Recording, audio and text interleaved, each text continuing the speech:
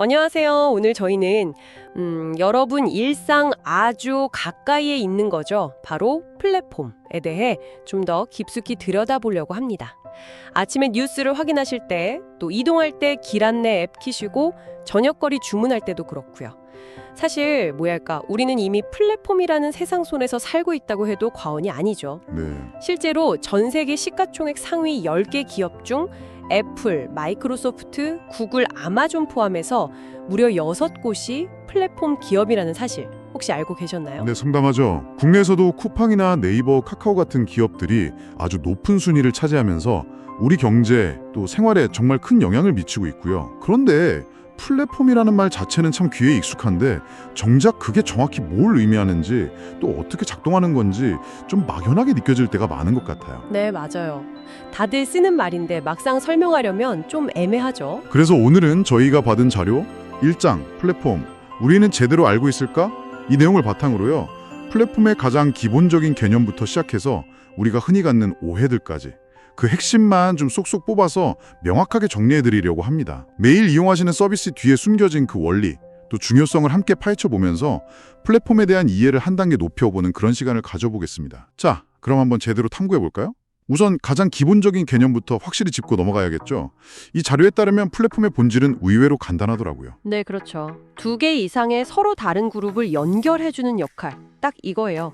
어떻게 보면 너무 단순해서 좀 허무할 정도인가요? 하하, 핵심은 명료하죠. 자료에 초등학생에게 설명했던 아주 재미있는 예시가 나오던데요. 그 아이들이 정말 좋아하는 로블록스 있잖아요. 아, 네네. 이건 게임을 즐기는 아리들, 그리고 그 게임을 만드는 개발자들, 이 둘을 연결해 주는 거죠. 맞습니다. 또 우리가 자주 쓰는 쿠팡은 물건을 팔려는 판매자, 그리고 사려는 구매자, 이 둘을 이어주고요. 심지어 좀 의외였는데 전통적인 매체인 신문조차도 기사를 읽는 구독자 그룹과 광고를 싣는 광고주 그룹, 이 두 그룹을 연결하는 플랫폼이라는 거예요. 네, 바로 그 연결이라는 기능, 이게 플랫폼을 규정하는 가장 핵심적인 정체성이라고 할 수 있습니다. 자료에 나왔던 퀴즈 혹시 기억나시나요? 아, 네. 로블록스, 쿠팡, 닌텐도 스위치, 신문 중에 플랫폼 아닌 거 고르는 거였죠. 네, 맞습니다. 근데 정답은 모두 플랫폼이다였잖아요. 맞아요. 저도 약간 헷갈렸어요. 그 이유가 바로 지금 말씀하신 것처럼 각각의 사례들이 서로 다른 두 그룹, 그러니까 게임 이용자와 개발자, 판매자와 구매자, 또 닌텐도 스위치 같은 경우는 게임 이용자와 게임 개발사겠죠. 그리고 신문은 구독자와 광고주, 이런 식으로 서로 다른 그룹들을 효과적으로 연결해주고 있기 때문입니다. 물론 플랫폼을 정의하는 데는 이 연결 말고 또 다른 중요한 특징이 하나 더 있긴 합니다만 그 부분은 아마 자료 뒷부분에서 더 자세히 다룰 내용이니까요. 오늘은 이 연결이라는 키워드에 좀 더 집중해보면 좋을 것 같습니다. 좋습니다. 연결이라는 핵심 키워드를 확실히 잡았네요. 그럼 이제 플랫폼을 둘러싼 몇 가지 흔한 오해들, 이걸 좀 더 자세히 들여다볼 시간인 것 같아요. 첫 번째 오해인데요. 플랫폼 시장은 무조건 승자 독식이다. 이거 정말 많이들 그렇게 생각하시는 것 같아요. 일단 시장을 먼저 딱 장악하는 게 전부다. 이런 식으로요. 네, 그게 굉장히 널리 퍼진 인식이긴 한데요. 자료에서는 현실이 꼭 그렇지만은 않다고 여러 사례를 들어서 이야기하고 있습니다. 그래요? 어떤 사례들이 있었죠? 예를 들어서 지금은 소셜미디어의 거의 절대 강자처럼 보이잖아요, 페이스북. 그렇죠. 근데 처음에는 마이스페이스라는 훨씬 더 강력했던 선두주자가 버티고 있었거든요. 맞아요. 마이스페이스 있었죠. 네, 심지어 그 페이스북 자체도 요즘은 틱톡이나 인스타그램 같은 새로운 경쟁자들한테 굉장히 거센 도전을 받고 있고요. 국내 시장을 봐도 좀 비슷합니다. 쿠팡이 본격적으로 온라인 커머스 시장에 뛰어들었을 때 그때 이미 지마켓하고 옥션이라는 정말 거대한 공룡들이 시장을 거의 양분하고 있었어요. 네, 거의 양대 산맥이었죠. 그렇죠. 그리고 배달앱 시장 1위인 배달앱 인종 역시 사실은 국내 최초의 배달앱은 아니었다고 하고요. 더 흥미로운 건 한참 후발주자인 쿠팡이츠가 2019년에야 시장에 진입했단 말이죠. 그런데도 불구하고 자료가 인용한 2023년 데이터를 보니까 약 15% 정도, 꽤 상당한 시장 점유율을 확보했다는 점입니다. 그렇군요. 단중이 먼저 시작했다거나 현재 1등이라고 해서 그냥 안심하고 있을 수는 없다는 거네요. 네, 그렇죠. 물론 선점 효과나 네트워크 효과가 중요하지 않다는 뜻은 아니겠지만 그래도 승자 독식이라는 말이 항상 맞는 절대적인 법칙은 아니라는 점을 분명히 보여주는 그런 사례들 같습니다. 이 경쟁 구도에 대해서는 자료 뒷부분에서 더 자세히 다룬다고 하니까 그때 한번 더 깊이 이야기 나눠보면 좋겠네요. 맞습니다. 그 선점 효과라는 게 분명히 존재는 하지만 후발주자라고 해도 차별화된 전략이라든지 아니면 새로운 가치 제안 이런 걸 통해서 충분히 시장에 어떤 균열을 내고 성장할 수 있다는 거죠. 그 승자 독식이라는 프레임에 너무 갇혀 있으면 이런 역동적인 시장 변화를 좀 놓치기 쉬운 것 같아요. 자, 그럼 두 번째 오해로 한번 넘어가 볼까요? 플랫폼은 단기간에 세상을 바꾸는 혁신적인 존재다. 플랫폼 하면 왠지 IT 기술 기반으로 뭔가 번쩍 하고 등장해서 순식간에 기존 산업 뒤엎고 세상을 확 바꾸는 그런 이미지를 떠올리기 쉬운데요. 자료는 이 역시 현실과는 좀 거리가 있다고 지적하더라고요. 그렇죠. 우선 그 시간적인 측면에서 보면요. 성공한 플랫폼들 중 상당수가 우리가 생각하는 것보다 훨씬 긴 시간 동안 좀 어려움을 겪었습니다. 자료에 나온 걸 보면 배달의 민족 같은 경우에 무려 11년 만에 처음으로 연간 흑자를 기록했고요. 쿠팡은 그보다 더 긴 13년이라는 시간이 걸렸다고 해요. 11년, 13년이요. 와, 생각보다 정말 오래 걸렸네요. 네. 우리가 흔히 보는 그런 화려한 성공 스토리 뒤에는 사실 굉장히 오랜 인내와 투자의 시간이 숨어 있는 경우가 많다는 겁니다. 그래서 단기적인 성과만 기대하고 뛰어들기에는 상당히 좀 어려운 비즈니스 모델일 수 있다. 이 점을 좀 시사하는 거죠. 그리고 그 변화의 혁신성 측면에서도 좀 더 냉정하게 볼 필요가 있는 것 같아요.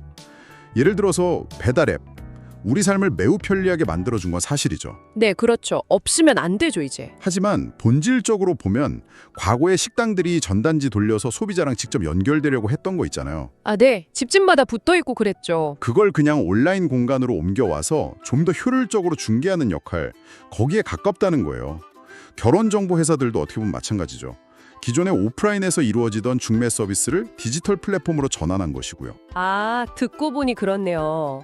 물론 엄청 편리해지고 효율성이 높아진 건 분명한데 뭐랄까 증기기관의 발명이라든지 인터넷의 등장처럼 사회 구조나 생활 방식 자체를 아주 근본적으로 뒤바꾼 그런 혁명적 변화라고 보기는 좀 어려울 수도 있겠네요. 바로 그 점입니다. 자료에서는 이런 변화가 분명히 중요하고 의미가 있지만 산업혁명이나 정보혁명 같은 그런 수준의 아주 근본적인 패러다임 전환과는 좀 구분할 필요가 있다 이렇게 강조를 합니다. 따라서 플랫폼 비즈니스를 구상하거나 시작할 때 반드시 세상을 막 뒤흔들 만한 엄청난 혁명적인 아이템이어야 한다. 이런 강박관념을 가질 필요는 없다는 메시지를 전달하고 있는 거죠. 오히려 기존의 어떤 불편함을 해소하거나 비효율을 개선하는 것만으로도 충분히 가치 있는 플랫폼이 될 수 있다는 겁니다.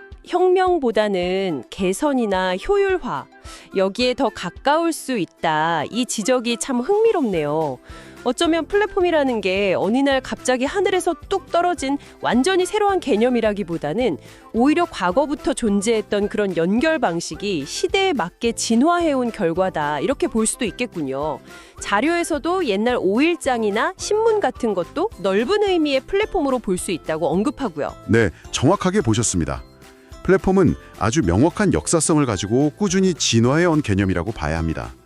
이 점을 아주 잘 보여주는 사례로 자료에 아메리칸 익스프레스, 아멕스 이야기가 나오는데 이게 정말 흥미로워요. 아멕스요? 카드 회사 아닌가요? 네, 우리는 주로 신용카드 회사로 알고 있잖아요. 그런데 이 회사가 1850년에 처음 설립되었을 때는 놀랍게도 급행 배송, 그러니까 물류 회사였다고 합니다. 물류 회사요? 지금의 신용카드 이미지하고는 정말 거리가 먼데요. 깜짝 놀랐네요. 그렇죠. 무려 100년이 넘는 시간 동안 물류 사업을 하다가 1958년에 이르러서야 비로소 우리가 아는 그 신용카드 플랫폼 사업을 시작했다고 해요. 100년이 넘게요. 와. 즉 하루아침에 갑자기 플랫폼 기업이 된 게 아니고요. 100년 이상 사업을 영위하면서 시대의 변화나 시장의 요구에 맞춰서 비즈니스 모델을 끊임없이 변화시키고 발전시킨 그 결과로 오늘날의 플랫폼 기업으로 진화한 거라는 거죠. 이런 사례는 플랫폼이 갑작스런 발명이 아니라 점진적인 진화의 산물일 수 있다는 걸 아주 잘 보여줍니다. 와. 100년 이상의 진화라니 정말 대단하네요. 아메리칸 익스프레스 사례는 중요한 점을 시사하는 것 같습니다. 아니 플랫폼 하면 IT 기업이나 스타트업을 먼저 떠올리기 쉬운데 이렇게 오랜 역사를 가진 전통적인 기업도 성공적으로 플랫폼으로 변신할 수 있다. 이런 이야기잖아요. 네, 맞습니다. 자료에서는 이걸 플랫폼 전환, 플랫폼 트랜지션이라고 부르더군요. 아, 우리는 IT 기술 기업이 아닌데 이렇게 생각하면서 플랫폼을 그냥 남의 이야기처럼 여길 필요는 없다는 뜻이겠네요. 네, 바로 그 점이 중요합니다. 플랫폼 전환은 더 이상 IT 기업만의 전유물이 아니에요. 전통적인 산업에 속한 기업들도 자신들이 가진 강점을 잘 활용하면 얼마든지 성공적인 플랫폼 비즈니스를 구축할 수 있습니다. 자료에 나오는 아마존 사례를 다시 한번 살펴볼까요? 네, 아마존이요. 아마존은 원래 온라인 서점으로 시작했죠. 그런데 점점 더 많은 고객들이 아마존을 찾게 되면서 책뿐만 아니라 전자제품, 생활용품 등으로 판매 상품을 아주 다양하게 늘려갔습니다. 하지만 이렇게 늘어나는 고객의 모든 니즈를 아마존 혼자 다 감당하기에는 좀 한계가 있었겠죠. 그래서 2000년 말에 아마존이 아주 과감한 결정을 내립니다. 어떤 결정이었죠? 자신들의 사이트에 다른 판매자들이 직접 들어와서 물건을 팔 수 있도록 문을 확 열어버린 거죠. 이게 바로 아마존이 단순한 온라인 소매업체를 넘어서 거대한 마켓플레이스 플랫폼으로 도약하는 결정적인 계기가 되었습니다. 기존에 가지고 있던 강력한 고객 기반 그리고 물류 시스템이라는 자산을 잘 활용해서 성공적으로 플랫폼 전환을 이룬 아주 대표적인 사례라고 할 수 있습니다. 아마존의 변신 과정은 정말 극적이네요. 또 다른 흥미로운 사례로 인바디를 언급했던데요. 이건 제조업체의 플랫폼 전환 사례라서 더 관심이 갔습니다. 네, 인바디 사례도 아주 시사하는 바가 큽니다. 인바디는 원래 최성분 분석기를 개발하고 판매하는 어떻게 보면 전통적인 의료기기 제조업체였죠. 네, 그렇죠. 헬스장 가면 꼭 있는 거요. 맞습니다. 그런데 여기서 멈추지 않고 가정용 기기를 사용하는 고객들이 자신의 측정 결과를 스마트폰 앱에 기록하고 그 변화 추이를 관리할 수 있도록 서비스를 제공하기 시작했어요. 근데 핵심은 그 다음 단계입니다. 다음 단계요? 인바디는 이 앱 사용자들, 다시 말해 건강과 다이어트에 아주 많은 명확한 타겟 고객 그룹을 확보하게 된 거잖아요. 아, 그렇죠. 데이터가 쌓이니까요. 그래서 이 앱을 기반으로 새로운 연결을 시도합니다.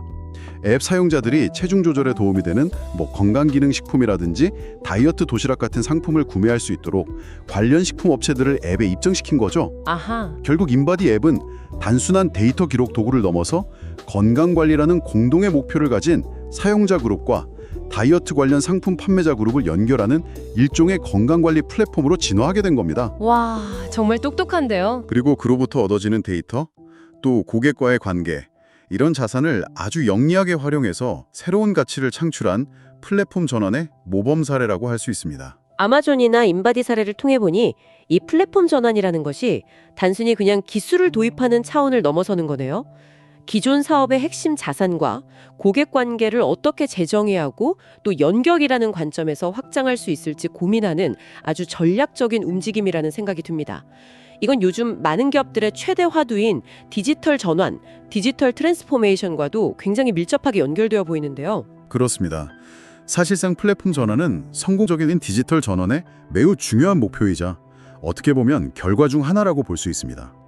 이미 많은 온라인 기반 기업들, 예를 들어 아마존, 구글, 메타, 페이스북, 그리고 국내의 네이버나 카카오 같은 기업들은 자신들이 보유한 방대한 사용자 그룹을 기반으로 해서 끊임없이 새로운 서비스를 연결하고 플랫폼으로 진화하면서 기업 가치를 정말 천문학적으로 끌어올렸죠. 이제는 이런 움직임이 단순히 IT 영역을 넘어서 거의 모든 산업으로 확산되고 있는 거고요. 자료에서 특히 강조하는 부분은 이러한 플랫폼 기업들이 이제 금융, 예를 들면 플랫폼 뱅킹이나 간편 결제, 모빌리티, 차량 호출, 공유 서비스, 유통 같은 전통적인 산업 영역으로 아주 거침없이 진출하면서 기존 플레이어들에게 상당한 위협이 되고 있다는 점입니다. 위협이 된다고요? 왜냐하면 플랫폼 기업들이 산업의 핵심이라고 할 수 있는 최종 소비자, 엔드 유저와의 직접적인 연결고리, 이걸 장악해버릴 수 있기 때문이에요. 최종 소비자와 연결고리를 빼앗긴다는 게 구체적으로 어떤 의미일까요?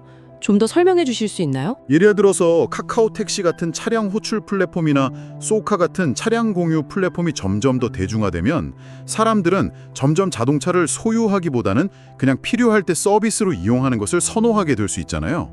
네, 요즘 그런 경향이 강해지는 것 같아요. 그렇게 되면 전통적인 자동차 제조사들은 최종 소비자가 아니라 이 플랫폼 기업을 주요 고객으로 상대해야 하는 그런 상황에 놓일 수도 있습니다. 그리고 이 과정에서 고객의 이동 데이터라든지 선호도 같은 아주 귀중한 정보를 플랫폼 기업에게 넘겨주게 되고 이걸 기반으로 한 다양한 부가 서비스나 새로운 비즈니스 기회 역시 플랫폼 기업이 주도하게 될 가능성이 커지는 거죠. 은행이나 증권사 같은 금융기관들도 사실 비슷한 도전에 직면해 있고요. 아, 그렇군요. 따라서 전통 기업들 입장에서는 이러한 변화를 단순히 그냥 위협으로만 볼 것이 아니라 어떻게 하면 우리도 플랫폼 전환을 통해서 새로운 기회를 만들 수 있을까? 이걸 적극적으로 고민하고 준비해야 하는 시점이다라는 것을 자료는 역설하고 있습니다. 네, 오늘 이야기를 쭉 정리해보면 플랫폼은 결코 IT 기업만의 전유물이 아니라는 점, 그리고 그 본질은 생각보다 단순하게 서로 다른 그룹들을 효과적으로 연결하는 데 있다는 것을 확인했습니다. 또 플랫폼 시장은 무조건 승자독식이라거나 플랫폼은 단기간에 세상을 바꾸는 혁명이라는 식의 통념들, 이게 실제 현실과는 좀 차이가 있을 수 있다는 점도 구체적인 사례를 통해 살펴봤고요. 네, 그랬죠. 더 나아가 플랫폼은 어느 날 갑자기 등장하는 것이 아니라 아메리칸 익스프레스 사례처럼 오랜 시간에 걸쳐 진화하는 속성을 지니고 또 아마존이나 인바디의 경우처럼 전통적인 기업에게도 플랫폼 전환이 생존과 성장을 위한 아주 중요한 기회자 과제가 될 수 있다는 점까지 짚어봤습니다. 네, 이러한 플랫폼의 본질과 작동 방식 그리고 진화의 역동성을 이해하는 것은 정말 빠르게 변화하는 현대 경제와 산업의 큰 흐름을 읽는 데 필수적이라고 할 수 있습니다. 오늘 저희가 함께 탐구한 내용들이 듣고 계신 여러분의 비즈니스나 혹은 앞으로의 커리어를 구상하는 데 있어서도 뭔가 새로운 관점을 더하고 생각의 지평을 넓히는 그런 작은 계기가 되었기를 바랍니다. 마지막으로 이런 질문을 한번 던져보면서 마무리할까 합니다. 플랫폼이 종종 점진적인 진화의 결과이고 때로는 수익을 내기까지 상당한 인내의 시간이 필요하다는 점을 다시 한번 되새겨본다면 어떨까요? 어쩌면 당신 주변의 일이나 깊은 관심을 두고 있는 분야 속에도 아직 제대로 연결되지 않은 채 숨어있는 작은 연결의 가능성들이 존재하지 않을까요? 충분히 그럴 수 있죠. 마치 인바디가 자사의 기기 사용자 데이터와 다이어트 식품업체를 연결했던 것처럼 당신이 이미 가지고 있는 지식이나 경험, 데이터 혹은 고객과의 관계가 전혀 예상치 못했던 새로운 플랫폼을 만들어내는 시작점에 볼 수도 있지 않을까요? 한번 차분히 주변을 둘러보시면서 그 가능성을 탐색해 보시는 것도 참 흥미로운 시간이 될 것 같습니다. 오늘 저희가 준비한 깊이 있는 탐구는 여기까지입니다. 다음에 더 흥미로운 자료 분석으로 다시 찾아뵙겠습니다.